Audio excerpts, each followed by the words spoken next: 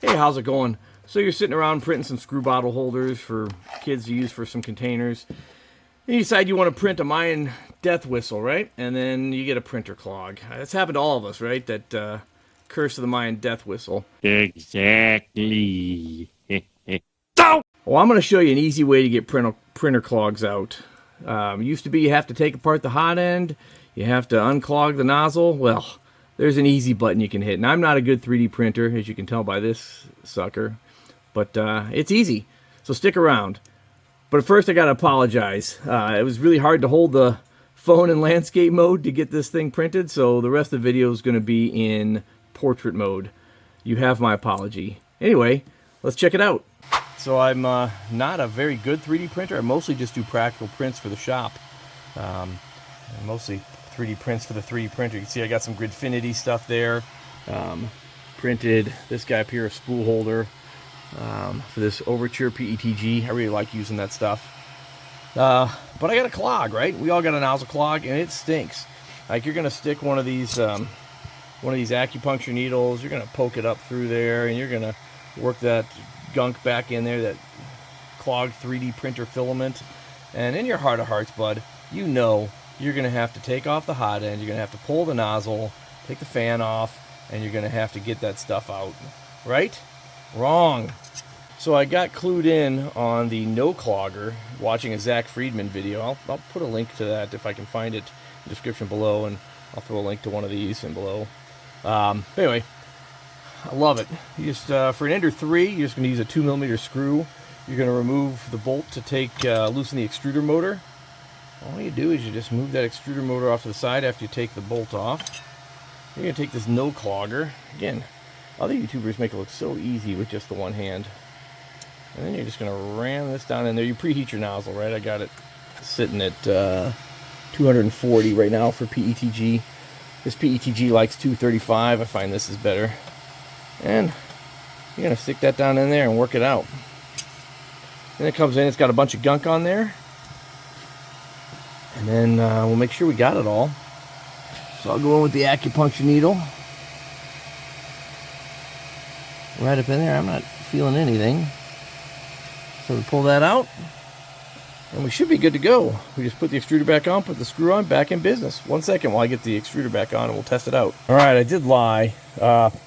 Instead of putting the extruder back on right away, I like running this, what is this stuff? eSun. It is cleaning filament. I think it's made out of milk jug plastic. What is that?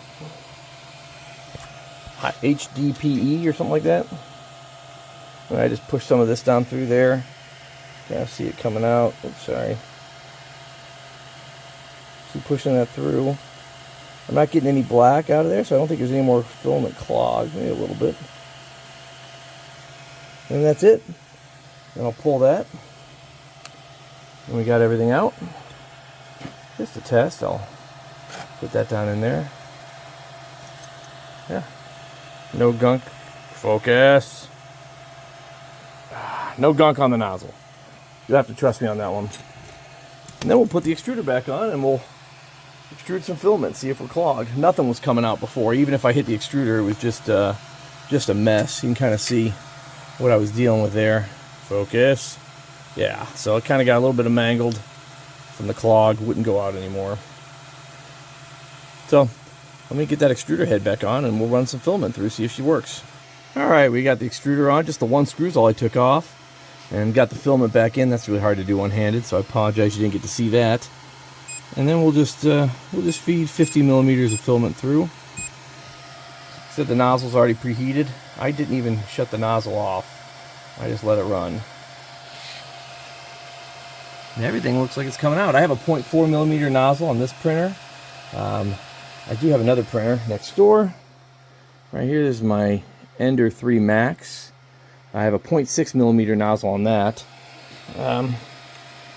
Yeah, I'm really happy with it, and you can find these for under $200. So it's just a great addition to the shop, especially for shop organizing. I love the Gridfinity system from Zach Friedman. My shop is now Gridfinity certified, so it's just a great way to 5S your shop or clean it up, get super organized. So really love it. So I'm going to go ahead and start a print here, and I'll show you that it works. Yeah, so just like that, we're back in business. We got good flow. There you go. We got some good flow, and we're printing an M12 battery holder. I got a video coming out on that too. And it's just, you know, it used to be a nozzle clog would be a 2-hour job, taking everything apart, heating it up, getting it out, and it pretty much ruins your evening. This one, I mean, I think that took maybe 5 minutes, including putting the cleaner filament through, and we're back in business. Yeah, so I hope that helped you out. If you're a 3D printer or interested in 3D printing, it's if I can do it, anybody can do it. It's a pretty easy task. I'll throw a link to all this stuff down below if you're interested. But yeah, it works out great. Anyway, thanks for watching.